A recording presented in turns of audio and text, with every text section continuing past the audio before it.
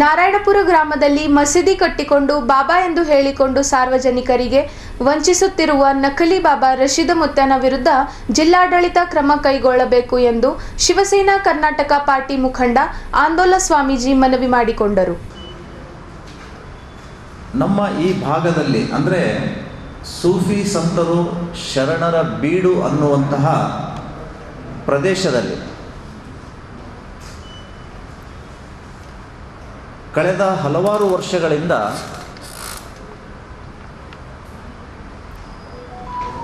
ದರ್ಗಾ ನಿರ್ಮಾಣ ಮಾಡಿಕೊಂಡು ಅಲ್ಲಿಗೆ ಬರುವಂತಹ ಜನರನ್ನು ವಂಚಿಸುವ ಕೃತ್ಯ ಬಯಲಾಗಿದೆ.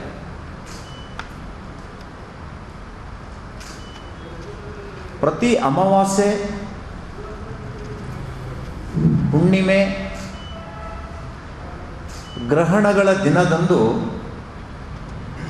ಸಾವಿರಾರು ಸಂಖ್ಯೆಯಲ್ಲಿ ಜನರನ್ನು ಸೇರಿಸಿ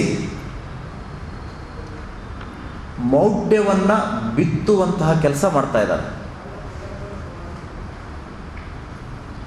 ಈ ಭಾಗ ಶರಣರು ಆಗಿ ಹೋಗಿರುವಂತಹ ನಾಡು ಅಂತ ಹೆಸರುವಾಸಿಯಾಗಿದೆ.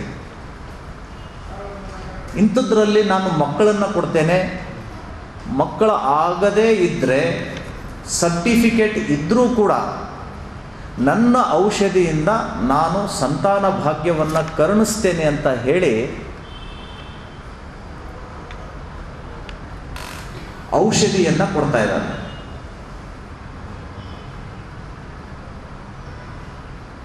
ಮುಗ್ಧ ಜನರಿಂದ ಹಣ ವಸೂಲಿ ಮಾಡ್ತಾ ಇದ್ದಾರೆ.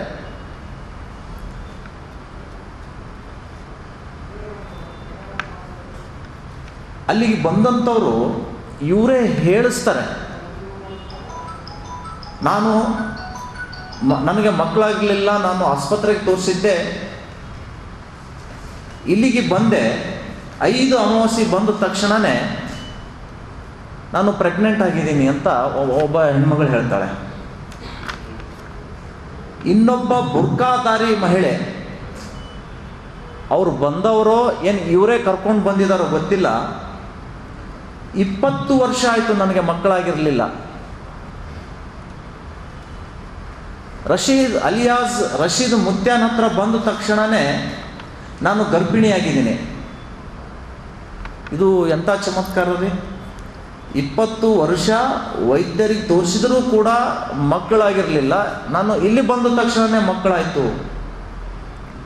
ಅಂದರೆ ವೈದ್ಯಕೀಯ ಲೋಕಕ್ಕೆ ಈ ವ್ಯಕ್ತಿ ಸವಾಲಾಗ್ತಾ ಇದ್ದಾನೆ. ಮತ್ತೊಂದು ಕಡೆ ಒಂದು ಸಣ್ಣ ಒಂದು 12-13 ವರ್ಷದ ಬಾಲಕಿ ಜೊತೆ ಮಾತಾಡ್ತಾನೆ. ಇವಳಿಗೆ ಮಾತು ಬರ್ತಿರ್ಲಿಲ್ಲ. ನನ್ನ ಕಡೆ ಬಂದ ತಕ್ಷಣವೇ ಅವ್ವ ಅಂತಾಳೆ, ಅಪ್ಪ ಅಂತಾಳೆ, ಅಣ್ಣ ಅಂತಿದ್ದಾಳೆ. ಎಂಥ ಶಕ್ತಿ ಸರ್ ಇದು!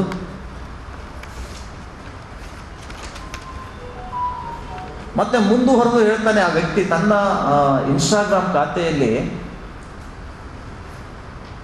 ಈ ಮುತ್ಯನ ಫೋಟೋ ತೋರಿಸಿದ ತಕ್ಷಣವೇ ಅಳ್ತಾ ಇರುವ ಮಗು ಶಾಂತ ಆಗಿಬಿಡ್ತಂತೆ. ರಶೀದ್ ಮುತ್ಯನ ಫೋಟೋ ನೋಡಪ್ಪ ಆರಾಮಾಗುತ್ತೆ ನೋಡು, ರಶೀದ್ ಮುತ್ಯನ ಫೋಟೋ ನೋಡು ಆರಾಮಾಗುತ್ತೆ ನಿಮಗೆ ಅಂದ ತಕ್ಷಣವೇ ಆರಾಮಾಗಿಬಿಡ್ತಂತೆ. ಅದಕ್ಕೆ ಈತ ಹೇಳ್ತಾನೆ, ರಶೀದ್ ಮುತ್ಯ ನೋಡಿ, ಅವ್ರಿಗೆ ಹುಟ್ಟಿದ ಮಗುವಿಗೆ ನನ್ನ ಹೆಸರು ಇಟ್ಟಿದ್ದಾರೆ. ಇದು ವ್ಯವಸ್ಥಿತವಾಗಿ ಜನರನ್ನು ಮರುಳು ಮಾಡುವಂತಹ ಕೃತ್ಯ ಇವತ್ತು ಆ ರಶೀದ್ ಗ್ಯಾಂಗ್ ಮಾಡ್ತಾ ಇದೆ.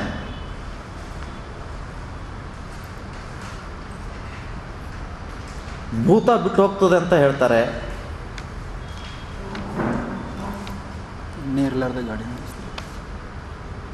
ಪೆಟ್ರೋಲ್ ವಿತೌಟ್ ಪೆಟ್ರೋಲ್ ಮೋಟರ್ ಬೈಕನ್ನು ಚಲಾಯಿಸ್ತೀನಿ ಅಂತ ಹೇಳ್ತಾರೆ.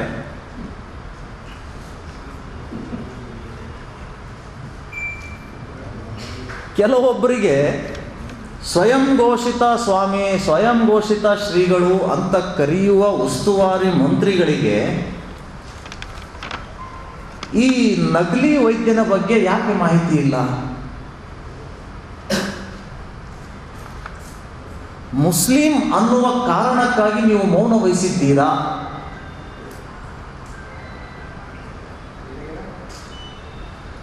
ಮತ್ತು ಈತನ ಎಲ್ಲ ಕಂದಾಚಾರಗಳ ಅಂಧವಿಶ್ವಾಸ ಮೂಡಿಸುವಂತಹ ಡೊಂಬುರಾಟಕ್ಕೆ ಅಲ್ಲಿಯ ನೆಲೋಗಿ PSI ಸಾಥ್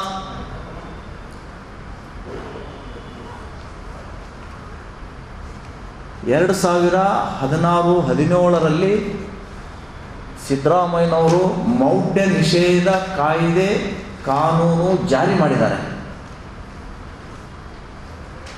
ಹಾಗಾದರೆ ಇದು ಯಾರ ಸಲುವಾಗಿ? ಆ ಕಾಯ್ದೆಯನ್ನು ಬಳಸ್ಕೊಂಡು ಅಲ್ಲಿಯ ಇನ್ಸ್ಪೆಕ್ಟರ್ ಯಾಕೆ ಈ ವ್ಯಕ್ತಿ ಮೇಲೆ ಕೇಸ್ ಹಾಕಲಿಲ್ಲ? ಯಾಕೆ ಎಚ್ಚರಿಕೆ ಕೊಡಲಿಲ್ಲ?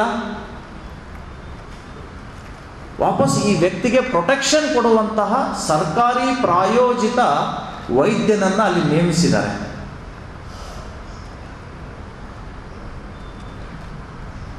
ಹೀಗಿದ್ರೆ ಜಿಲ್ಲೆಯಲ್ಲಿರುವಂತಹ ಎಲ್ಲ ಆಸ್ಪತ್ರೆಗಳನ್ನು ಬಂದ್ ಮಾಡ್ರಿ. ಇಲ್ಲೇ ಜಿಲ್ಲಾಧಿಕಾರಿ ಕಚೇರಿ ಎದುರುಗಡೆಗೆ ಈ ರಶೀದ್ ಮುತ್ಯಾನಿಗೆ ಒಂದು ಹಾಲ್ ಕೊಟ್ಬಿಡಿ. ಎಲ್ಲ ಸರ್ವರೋಗ ನಿವಾರಣೆ ಮಾಡುವಂತಹ ಧನ್ವಂತರೀತ 2003ರಿಂದ 4-5ರವರೆಗೆ ಬಾಗಲಕೋಟೆಯಲ್ಲಿ ಒಬ್ಬ ನಕಲಿ ವೈದ್ಯ ಇದ್ದ, ಅಸ್ಲಾಂ ಬಾಬಾ. ಅವನ ವಿರುದ್ಧ ನಾವು ಹೋರಾಟ ರೂಪಿಸಿದ್ವಿ ಬಜರಂಗ್ ದಳದಿಂದ. 50,000 ಜನ ಸೇರಿ ಆತನ ವಿರುದ್ಧ ಹೋರಾಟ ಮಾಡಿದರೆ ಆ ವ್ಯಕ್ತಿ ನಾಪತ್ತೆ ಆದವನು ಇವತ್ತಿಗೂ ಪತ್ತೆ ಇಲ್ಲ. ಅಲ್ಲಿ CM ಇಬ್ರಾಹಿಂ ಹೋಗಿದ್ರು. ಈ ವ್ಯಕ್ತಿಯು ಕೂಡ CM ಇಬ್ರಾಹಿಂಗೆ ಭೇಟಿಯಾಗಿದ್ದಾರೆ. ಹೇಳಬೇಕು, CM ಇಬ್ರಾಹಿಂ ಅವರು ಬಸವಣ್ಣವರು ವಚನ ಹೇಳ್ತಾರೆ, ಇದು ಶರಣರ ನಾಡಿದೆ, ಕಂದಾಚಾರ ಬಿತ್ಬೇಡಪ್ಪ ನೀನು, ಶರಣ ಪರಂಪರೆಯಲ್ಲಿ ನೀನು ಬದುಕು ಅಂತ ಹೇಳಬೇಕಾಗಿತ್ತು. ಅದು ಯಾವುದೂ ಕೂಡ ಹೇಳದೇನೆ ಮಣಿಕಂಠ್ ರಾಠೋಡ್ ನೊಂದ ಮಹಿಳೆಯ ಪರವಾಗಿ ಅಲ್ಲಿಯ ಸರ್ಕಲ್ ಇನ್ಸ್ಪೆಕ್ಟರ್ಗೆ ಒಂದು ಮನವಿಯನ್ನು ಕೊಡ್ತಾರೆ, ಇವ್ರ ಮೇಲೆ ಆ್ಯಕ್ಷನ್ ತಗೊಳ್ಬೇಕು ಅಂತ. ಯಾವುದೇ ಆ್ಯಕ್ಷನ್ ತಗೊಳ್ಳಿಲ್ಲ. ಅದಕ್ಕೆ ನಾನು ಅಲ್ಲಿಗೆ ಹೋಗ್ತೀನಿ ಅಂತ ಹೇಳಿ ಮೊನ್ನೆ ಅಮಾವಾಸ್ಯೆ ದಿನ ಇವರು ಅದನ್ನು ಪ್ರತಿಭಟಿಸಲಿಕ್ಕೆ ಹೋದರು. ನೋಡಿ ಇವ್ರದ್ದು ಎಂತಹ ಷಡ್ಯಂತ್ರ ಸರ್ಕಾರದ್ದು. ಅಲ್ಲಿಗೆ ಹೋಗಬೇಕಾದ್ರೆ ಇಂಥ ವ್ಯಕ್ತಿ ಬರ್ತಾನೆ, ಗಲಾಟೆ ಆಗುತ್ತೆ ಅಂತ ನನ್ನೆದುರು ಹೇಳಿದರು ಪೊಲೀಸರು. ನಾನು ಹೇಳಿದೆ ನೀವು ನಿಷೇಧ ಹಾಕ್ರಿ ಅಂತ. ನಿಷೇಧ ಹಾಕಲಿಲ್ಲ. ಗ್ರಾಮದ ಹೊರವಲಯದಲ್ಲೇ ಆ ವ್ಯಕ್ತಿಯನ್ನು ತಡಿಬೋದಾಗಿತ್ತು ಸರ್ಕಾರ, ತಡಿಲಿಲ್ಲ. ಯಾಕೆ ಅಂತ ಕೇಳಿದರೆ ಮಣಿಕಂಠ್ ರಾಠೋಡ್ ಮತ್ತೆ ಜಿಲ್ಲೆಯಲ್ಲಿ ಆಕ್ಟಿವ್ ಆಗಿದ್ದಾನೆ. ಈ ವ್ಯಕ್ತಿ ನಾರಾಯಣಪುರ ಪ್ರವೇಶ ಮಾಡಿದರೆ ಅಲ್ಲಿ ನಿಶ್ಚಿತ ಗಲಾಟೆ ಆಗುತ್ತೆ. ಆ ಗಲಾಟೆಯನ್ನು ಇವನು ತಲೆ ಮೇಲೆ ಹಾಕಬೇಕು ಅಂತ ಹೇಳಿನೇ ಮುಕ್ತವಾಗಿ ಆ ವ್ಯಕ್ತಿಯನ್ನು ಅಪರ ಪ್ರವೇಶಕ್ಕೆ ಬಿಟ್ಟರು ಇಡೀ ಗ್ರಾಮದ ಜನತೆ. ಮಣಿಕಂಠ್ ರಾಠೋಡನ ಜೊತೆಗೆ ನಿಂತು ಕಂದಾಚಾರ ಮಾಡುವಂತಹ, ಮೌಢ್ಯ ಬಿತ್ತುವಂತಹ ವ್ಯಕ್ತಿಯ ವಿರುದ್ಧ ಹೋರಾಟ ಮಾಡಿದರು. ಮಣಿಕಂಠ್ ರಾಠೋಡ್ ಅವರ ತಂಡ ಮತ್ತು ತಹಸೀಲ್ದಾರ್ ಪೊಲೀಸರ ಜೊತೆಗೆ ವಾದ ಮಾಡ್ತಿರ್ಬೇಕಾದ್ರೆ ಆ ರಶೀದ್ ಗ್ಯಾಂಗಿನ ಒಬ್ಬ ವ್ಯಕ್ತಿಗೆ ಯಾರೋ ಹಲ್ಲೆ ಮಾಡಿದ್ದಾರೆ. ಅದನ್ನ ಈ ಮಣಿಕಂಠ್ ರಾಠೋಡ್ ತಲೆಗೆ ಕಟ್ಟಿ ಮಾರಣಾಂತಿಕ ಹಲ್ಲೆ, ಜೀವ ಪ್ರಾಣ ತೆಗೆಯುವಂತಹ ಪ್ರಯತ್ನ ಅಂತ ಹೇಳಿ ಆ ವ್ಯಕ್ತಿ ಮೇಲೆ ಕೇಸ್ ಹಾಕಿ ಇವತ್ತು ಜೈಲಿಗೆ ಕಳಿಸಿದ್ದಾರೆ.